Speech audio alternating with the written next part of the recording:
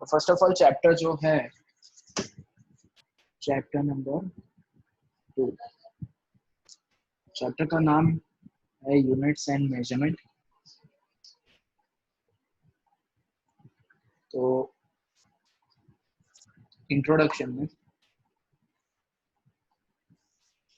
सबसे पहली डेफिनेशन जो आती है व्हिच इज मेजरमेंट। ठीक है, तो why measurement is so important for us. Measurement important क्यों है, why we should measure something. तो जैसे मैंने बोला कि हम लोग मेजरमेंट करते हैं फॉर प्रिसाइज रीडिंग्स। जैसे मैं बोलता हूँ कि भाई आज 5:30 को लेक्चर है, तो तुम सब लोग 5:30 को लेक्चर के लिए आ गए, तो उसका मतलब क्या है कि मेजरमेंट 5:30 का जो है वो प्रिसाइज है। सोचो प्रिसाइज मेजरमेंट नहीं होता तो हम मेजरमेंट नहीं कर पाते। तो कोई भी मेजरमेंट को एक्सप्लेन करने के लिए हमें उसको प्रिसाइज बनाना पड़ता है। जैसे मैं बात करता हूँ कि ये जो पेन है, इस पेन की लेंथ 10 सेंटीमीटर मान लो, तो 10 सेंटीमीटर की पेन जो है वो मेरे लिए अगर 10 सेंटीमीटर है तो तुम्हारे लिए भी 10 सेंटीमीटर ही होगा, वो लेंथ चेंज नहीं होगी। ऐसा है नहीं कि मैं यहाँ पर 10 सेंटीमीटर बोल रहा हूँ तो यूएसए में कोई बैठा मेरा फ्रेंड, उसके लिए 10 सेंटीमीटर थोड़ा लंबा होगा या थोड़ा छोटा होगा। उसके लिए अगर 1 किलोमीटर 1000 मीटर है तो मेरे लिए भी 1 किलोमीटर 1000 मीटर ही होगा, वो वैल्यू चेंज नहीं होती। तो उसको बोलते हैं मेजरमेंट। तो why we should measure something, हमें मेजरमेंट की जरूरत क्यों है। तो मेजरमेंट की जरूरत है हमें चीजों को एक्सप्रेस करने के लिए। अगर हम मेजरमेंट नहीं करेंगे तो हम चीजों को एक्सप्रेस नहीं कर पाएंगे। जैसे तुम बाहर जाते हो तो शॉपकीपर को जाके बोलते हो कि भैया मुझे शुगर चाहिए, तो वो तुम्हें क्या पूछेगा कि कितना चाहिए, हाउ मच। तो तुम क्या बोलोगे उसको, 500 ग्राम 1 kg। तो 500 ग्राम 1 kg क्यों हमने बोला, जस्ट बिकॉज ऑफ के वो मेजरमेंट है। अगर मेरे पास 500 ग्राम मेजर्ड वैल्यू नहीं होती तो क्या मैं एक्सप्रेस कर सकता कि मेरी रिक्वायरमेंट क्या है, मेरी नीड क्या है। तो उसी की वजह से हम मेजरमेंट करते हैं। तो मेजरमेंट को एक्सप्लेन करने के लिए एक टॉपिक आता है, इस टॉपिक को बोलते हैं फिजिकल क्वांटिटी। ठीक है, इसको बोलते हैं physical quantity. Physical quantity, a quantity which can be a quantity which can be measured. A quantity which can be measured is called a physical quantity. Say for example, mass, length, time, इस सभी चीजों को हम major कर सकते हैं, इसीलिए इसको बोलते हैं फिजिकल क्वांटिटी। जैसे मैंने बोला कि अभी टेम्परेचर बहुत ज्यादा चल रहा है समर में, तो समर का वेदर इंडिया में 40 to 45 तक जाता है, तो वो होता है फिजिकल क्वांटिटी। मतलब फिजिकल क्वांटिटी से हम एक्सप्रेस कर पाते हैं अपनी नीड को कि भाई 45 मतलब इतना हॉट होगा। और जैसे यूरोप कंट्री, यूएसए में वहाँ पे मैक्सिमम 35 तक जाता है, तो हम अंदाजा लगा सकते हैं कि कंपैरेटिवली यहाँ का वेदर हॉट, फिर वहाँ पे -5 -10 -15 तक जाता है। तो ये सभी चीजें हम एक्सप्रेस कर सकते हैं। Just a second.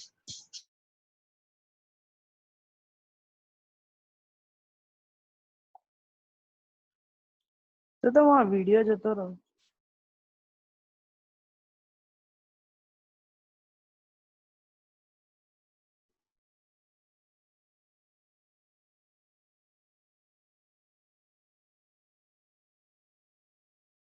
तो हम लोग बात कर रहे थे मेजरमेंट की।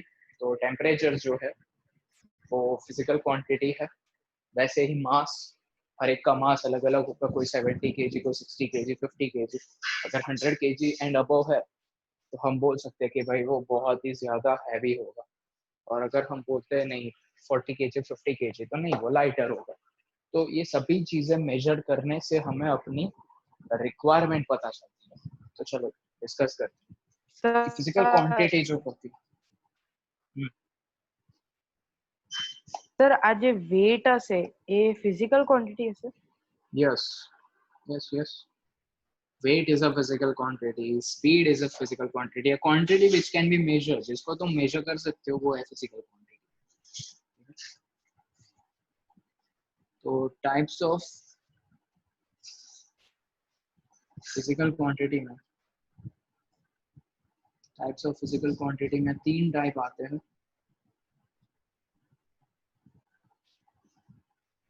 Fundamental quantity,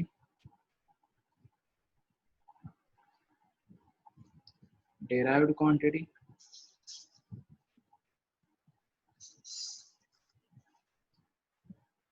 supplementary quantity.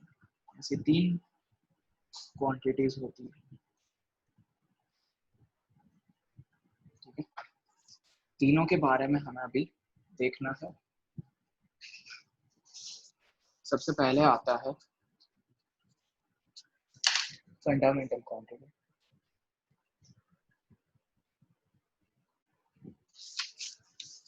First,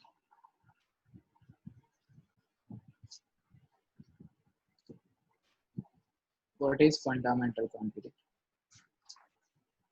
Fundamental quantity means which are very basic, which cannot be defined, जिसको डिफाइन करने की जरूरत ही नहीं है, तो बहुत ही बेसिक होती है. तो ऐसी क्वांटिटीज को बोलते हैं फंडामेंटल क्वांटिटी. ऐसी कौन कौन सी क्वांटिटी है कि जो फंडामेंटल है, तो देखते हैं. फंडामेंटल क्वांटिटी में ये हो गए फंडामेंटल यूनिट्स. सबसे पहले देखते हैं फंडामेंटल क्वांटिटीज क्या होती है और फंडामेंटल उसके यूनिट्स क्या होते हैं. सबसे पहली फंडामेंटल क्वांटिटी जो है मास. मास एक ऐसी फंडामेंटल क्वांटिटी है कि जो बेसिक है, जिसको डिफाइन करने की जरूरत नहीं है. उसका यूनिट होता है किलोग्राम. तो केजी उसका यूनिट होता है. फिर होता है लेंथ. तो लेंथ का फंडामेंटल यूनिट होता है मीटर.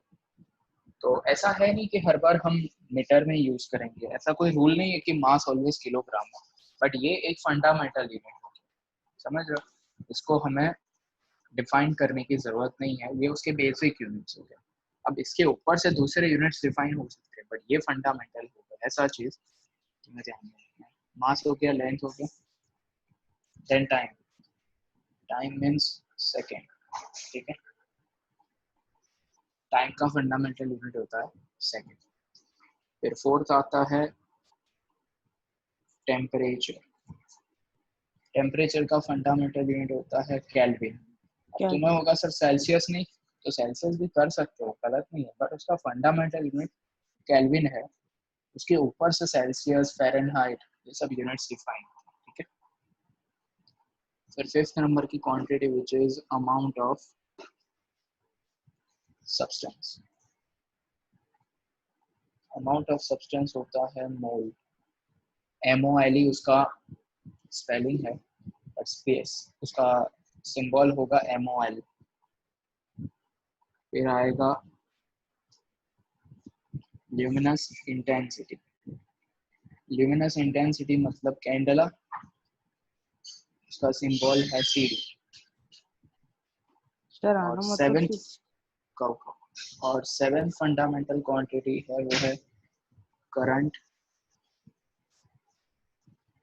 इलेक्ट्रिसिटी. करंट इलेक्ट्रिसिटी का यूनिट क्या होता है? वॉट. नहीं नहीं, वो तो पावर का होता है. करंट इलेक्ट्रिसिटी का यूनिट होता है एम्पियर. एम्पियर. ल्यूमिनस इंटेंसिटी मतलब ये होता है कि ऐसी एक सरफेस है, इस सरफेस के ऊपर हमने लाइट एनर्जी इंसिडेंट करी है और इधर से ही एनर्जी रिफ्लेक्ट होकर वापस जाती है. तो जितनी अमाउंट ऑफ एनर्जी इंसिडेंट होती है उतनी ही रिफ्लेक्ट होकर जाती है. तो intensity is defined as energy incident per unit area और यूनिट टाइम. ये 12th स्टैंडर्ड में आएगा, तो अभी फिलहाल तुम्हें इसमें ज्यादा पढ़ने की जरूरत नहीं. सिर्फ इतना याद रखो, ल्यूमिनस इंटेंसिटी का यूनिट होता है कैंडेला. ठीक है, सर क्या हुआ? कैंडेला. नहीं ल्यूमिनस इंटेंसिटी। ओके, तो ये 7 फंडामेंटल क्वांटिटीज और उसके यूनिट्स, मास का किलोग्राम, लेंथ का मीटर, टाइम का सेकंड, टेम्परेचर का केल्विन, अमाउंट ऑफ सब्सटेंस का मोल, ल्यूमिनस इंटेंसिटी का कैंडेला और करंट इलेक्ट्रिसिटी का एम्पीयर। 7 क्वांटिटीज और उसके रिस्पेक्टिव यूनिट्स। ठीक है,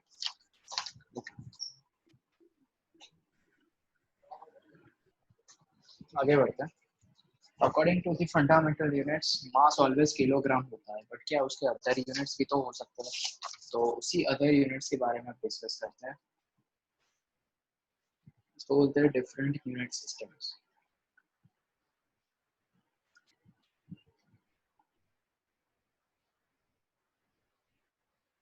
इसके अंदर सबसे पहली सिस्टम जो थी वो है CGS system. CGS system according centimetre, gram, second, इसको बोलते हैं CGS system. C for centimetre, G for gram, S for second. मतलब उस टाइम पे लेंथ सेंटीमीटर में यूज होता था, मास ग्राम में यूज होता था और टाइम सेकंड। तो पहले की बात है, उस टाइम पे ऐसे सिस्टम थी। फिर यूरोप कंट्रीज में एफपीएस सिस्टम फॉलो होती है, इसीलिए इसको ब्रिटिश सिस्टम भी बोलते हैं। Y British system? बिकॉज अभी भी ये सिस्टम वहां पे चल रही है। F for foot, E for pound and S for second. Foot is the quantity of length, pound mass के लिए और सेकंड टाइम के लिए। ठीक है, तो एफपीएस सिस्टम। थर्ड नंबर की quantity that is MKS system. MKS means meter, K for kilogram, S for second. Okay, meter, kilogram, second. Then MKSA system. What is MKSA system? Meter, K for kilogram, S for second and A for ampere. मतलब MKS जितना ही है MKS में, difference एक ज्यादा है कि इसमें A add हो गया, मतलब ampere.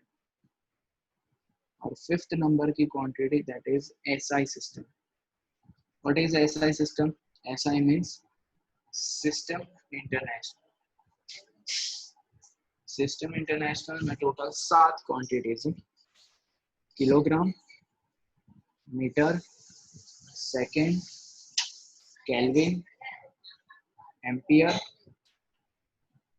CD, candela and mole. मतलब के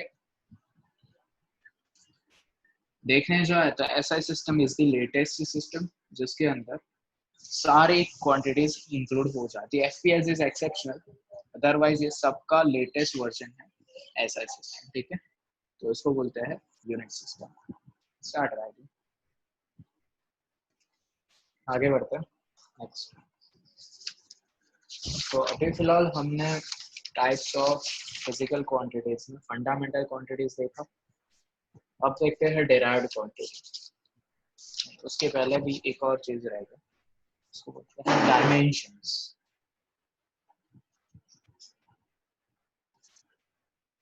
डायमेंशंस क्या होते हैं? डायमेंशंस में इसमें काइनेमेटिक्स वाला 1 डायमेंशन 2 डायमेंशन नहीं है, इसमें है फिजिकल क्वांटिटी और इसके डायमेंशंस में फर्स्ट फिजिकल क्वांटिटी मास, फिर कौन सी क्वांटिटी है? लेंथ, फिर टाइम, फिर करंट इलेक्ट्रिसिटी, फिर है अमाउंट ऑफ सब्सटेंस, फिर आएगा ल्यूमिनस इंटेंसिटी, फिर कौन सी थी? टेम्परेचर, फिर कौन सा है? 2 3 4 5 6 7 हो गया। तो इन सभी के अब डायमेंशंस लिखने हैं।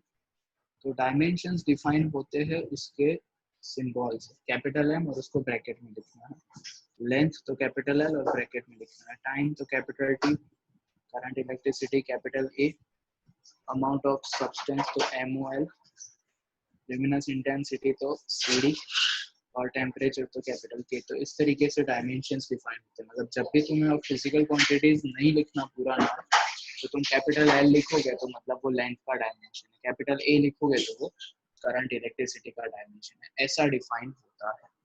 तो इस चीज को बोलते हैं डायमेंशंस, पता चलेगा। अब इसके ऊपर से डेराइव्ड क्वांटिटीज के बारे में बात करते हैं। डेराइव्ड क्वांटिटीज क्या होती है? डेराइव्ड क्वांटिटी में फर्स्ट क्वांटिटी डेराइव्ड वो है डिस्टेंस और डिस्प्लेसमेंट।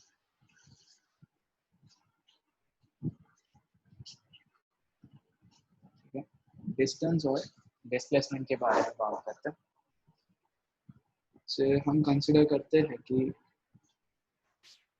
डिस्टेंस और डिस्प्लेसमेंट ये किसका डायमेंशन है? ये सात में से किसका डायमेंशन हो सकता है? लेंथ का, क्योंकि डिस्टेंस और डिस्प्लेसमेंट लेंथ में मेजर होता है।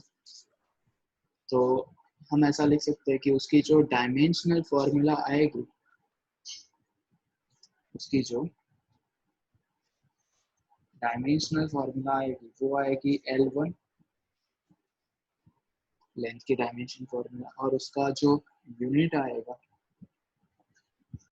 वो आएगा मीटर। क्या आएगा उसका यूनिट? मीटर। तो डिस्टेंस और डिस्प्लेसमेंट L1 से मेजर होते हैं और उसका यूनिट होता है मीटर। फिर आगे बढ़ते हैं, ऐसी ही सेकंड क्वांटिटी के बारे में बात करते हैं, वो है स्पीड और वेलोसिटी। स्पीड और वेलोसिटी में डायमेंशनल फॉर्मूला क्या होती है? स्पीड और वेलोसिटी में डायमेंशनल फॉर्मूला कैसे मिलेगा? तो हमें पता है स्पीड और वेलोसिटी की फॉर्मूला डिस्टेंस अपॉन टाइम होता है। स्पीड और वेलोसिटी मीटर पर सेकेंड, डिस्टेंस अपॉन टाइम। तो डिस्टेंस का डायमेंशन क्या होता है? L1 L by T, और सॉरी यस, और टाइम का डायमेंशन होता है T। डिस्टेंस का L1 और टाइम का T1। तो डायमेंशन फॉर्मूला आएगा L1 T माइनस, ऐसा बोल सकते हैं ना, L1 T minus 1, because of distance upon time होता है तो L1 बाय T। अक्षिता पता चल रहा है? हाँ, आवाज नहीं आ रही, पता चल रहा है कि नहीं? ओके, तो V is S upon T पर से यूनिट डिफाइन करो तो डिस्टेंस होगा मीटर और टाइम होगा सेकंड। तो इस तरीके से हम स्पीड और वेलोसिटी को डिफाइन कर सकते हैं। वैसे ही थर्ड क्वांटिटी मैं बता रहा हूँ वो है एक्सेलरेशन। एक्सेलरेशन में क्या होगा? तो acceleration A equals to change in velocity. Acceleration क्या होगा? Change in velocity upon time, है ना? ऐसी फॉर्मूला होती है, चेंज इन वेलोसिटी मतलब V अपॉन T होता है A एक्सेलरेशन। तो इसके डायमेंशन फॉर्मूला देखते हैं। इसकी डायमेंशन फॉर्मूला क्या होगी? तो वेलोसिटी का डायमेंशन होता है L1 T माइनस 1, है ना? वेलोसिटी का डायमेंशन होता है L1 T माइनस 1 और टाइम का डायमेंशन होता है T1। तो L1 T माइनस 2 ऐसा बोल सकते हैं।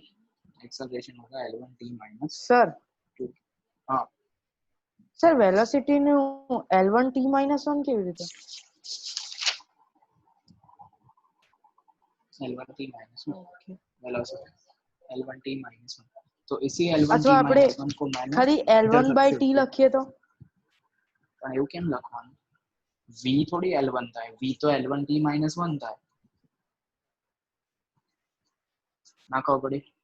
Acceleration is velocity upon time. Velocity ना डायमेंशन શું છે?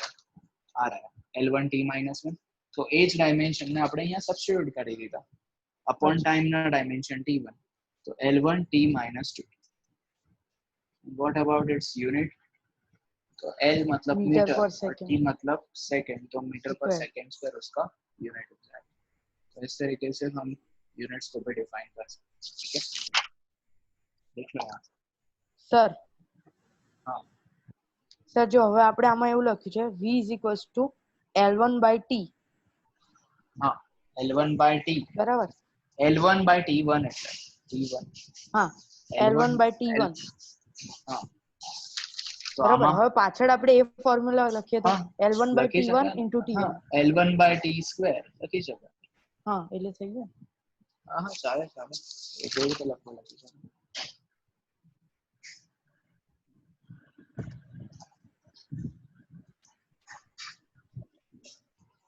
इसी के अंदर और क्वांटिटीज के बारे में बात करते हैं, जैसे 4th नंबर की क्वांटिटी डिस्कस करते हैं। Quantity number